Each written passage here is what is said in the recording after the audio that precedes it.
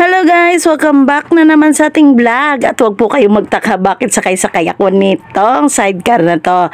Kasi for today's video po ay pumunta na naman kami ng PCMC. So ngayon po babasahin ang result ni Kuya James. At nanggaling na nga po kami doon, hindi ko na napakita sa ating vlog. Dahil nga medyo mabusisi at seryosong usapan. Pero praise God, ang ganda po sa sinabi ng doktor kanina. Sabi kanina at ititigil na po ang gamot ni Kuya James. Praise God at the same time in-extend pa rin kami ng 6 months. Bakit? Kasi po kumain siya ng bawal at ayun, mataki po ang kanyang acid. Nung minsan po may gawain kami, nagulat na lang ako, may tumawag sa akin at yun nga, inatake ang aking anak. So dahil doon, praise God uli, ay extend po kami uli ng happy year 6 months. Pero for the good naman po, okay lang po yan. Sabi nga, walang susuko, laban lang. Pwedeng mapagod, magpahinga, pero tuloy-tuloy lang ang laban. Wala naman po akong control sa mga nangyayari sa araw-araw, kaya tiwala na lang po na darating yung perfect time ng Lord para totally matanggal na yung gamot ng anak ko. Tiwala lang po tayo sa plan ng Lord. So ngayon po, dahil kanina sumakay kami ng taxi, ang mahal po ng aming binayad dahil inabot kami ng traffic. Ngayon po pag-uwi, napag-usapan naming mag-asawa na itry po namin ang mag-commute. Since po wala kaming pwedeng sakyan galing doon sa PCMC, ang sabi po ng mga nandun, ito po padjak po ang sasakyan namin. Kaya nahiya pa po kung sumakay. Ang laki ko po, tas ang light po ng magpapadjak. Ayun po. Tas 3 pa kaming sakay. O diba, ang lakas ni Kuya. At dahil naka-stoplight, dali-daling bumaba ang mamshi guys para makakuha ng thumbnail. Ay, sakay kami.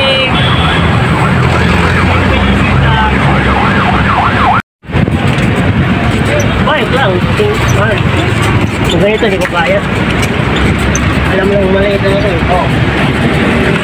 Dito, maraming babae ng bakit mo. Talaga po? Oo. Tapos ang mga sakay din nila, marami. Oo. Pasa daw ko. Sa isang araw, nakakamagkano ka naman Kuya? Ako naman po kasi hindi ako nakakabiyahe ng diretso kasi meron akong bata. Ano? Pero yung kunwari yun sa isang araw na normal mo na biyahe. 600. Wow! Sarili mo to, itong padjak. Oo. Maganda talaga yung may sarili kasi wala nang okay lang. At binabaybay nga po namin ang kahabaan ng kalsadang ito. Medyo kinakabahan pa po ako kasi sa isang side po dito makikita po ninyo yung kumpulan ng mga sasakyan. Ayan, di ba guys? Pero sa original niyan guys, nakakaba kasi nga gumaganon yung takbo nila. So imagine niyo, nandito lang kami sa gilid guys.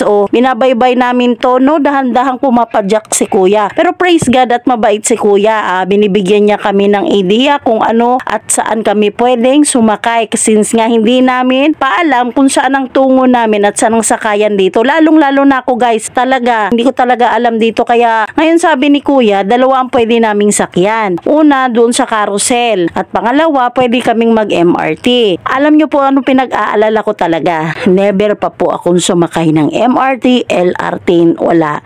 Kasi naitanim yan sa isip po noon guys na nakakatakot sumakay. Siguro bata pa ako, elementary pa ako noon, may nagkwento sa akin. At naitanim na yun sa isip ko, kaya hanggat maaari, kung sino man ang kasama ko, pag nagyaya na yun ang sasakyan, baka nga mas maglakad pa ako guys, tama. Maniwala kayo sa akin sa hindi guys, ang Magallanes, nilakad ko po yan papuntang Kapitolyo, Pasig. 4 na oras ko pong nilakad yan dahil sa ayaw kong sumakay nun at nagkataon wala din akong pera. Kasi yung pera na hawak ko, nakasya sana pamasahe, binili ko ng tubig. O diba, ang talino ko. Binili ko ng tubig, naubos agad. Naglakad ako na 4 na oras. O diba, ganun po talaga. Kaya ngayon, habang kinukwento ni Kuya, dinadahan-dahan ko ng isik-in sa isip ko, sasakay ka. Kaysa matagalan, si Kuya James, hindi kami pwedeng mag-commute lalo pa ng ganitong malayo, tapos mainit. Sabi rin ng asawa ko, dahil siya laging sumasakay, mabilis nga lang daw at show na ang baba namin. Mas okay ang MRT kasi sa show na kami bababa sa may crossing na kaysa sa carousel. Mahaba pa po ang lalakarin. Kaya ito guys, talagang ninanamnam ko sa aking sarili. Lalo pat hindi po pwede sa aking anak si Kuya James yung mahabang biyahe tapos mainit po. Kaya humahanap po kami ng paraan kung paanong mas mabilis kaming makakauwi. Kasi nasanay na po kami na lagi kaming nagtataksi. Buti nga napaka-supportive ni Kuya at tinuturuan niya kami. At may isang bagay sigurado ko, next time na babalik kami, makakatipid na kami dahil alam na namin. Dumating na kami, bumababa na kami guys. Aakyat kami doon sa may hagdan pataas. So andito na kami sa taas guys. Medyo kinakabakabahan ang aking dibdib. Medyo kumuha muna ako ng video dito. At eto na nga! Pero guys, in fairness, maliit lang ang pamasahing na ubos namin ha. Kaysa nung nag-taxi kami, umubos akong 400. Eh dito magkano pa lang? Doon sa padjak na sa 50-60 lang binayaran namin. Sagad na yun guys ha, kumbaga parang may kasama ng tip yun. At dito po sa MRT, nasa 60 lang ang binayaran namin. At doon sa show, ang babayaran doon sigurado ko 12 ang isa. O diba hindi po umabot ng 200 yung binayaran namin. At nakita nyo po ba yung daladala ko na parang card? Tanong pa ako ng tanong sa asawa ko, paano ba ang tamang paglalapat nun? Kasi akala ko guys, bago tayo makapasok dito sa loob, kailangan pa yun. Eh hindi naman pala, it's a prank pala. Talaga to asawa ko, medyo pinapakaba ko.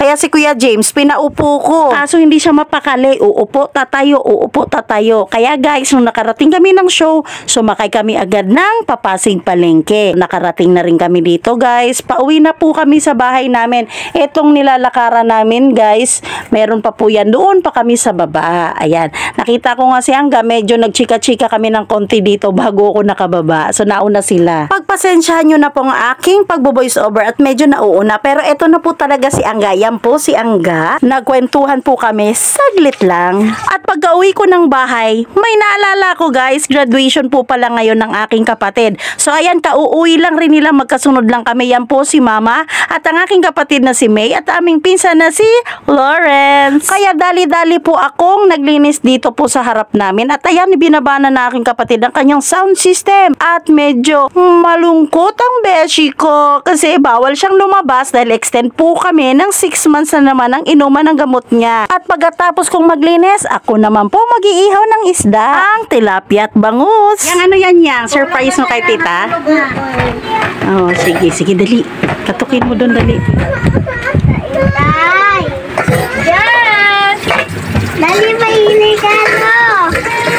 Wow! Thank you, ate! Wow! Madami na akong kape. Oh, thank you! Yung cellphone mo maganda. Pasa mo na din yung mga picture ko. Nakapikit ka eh.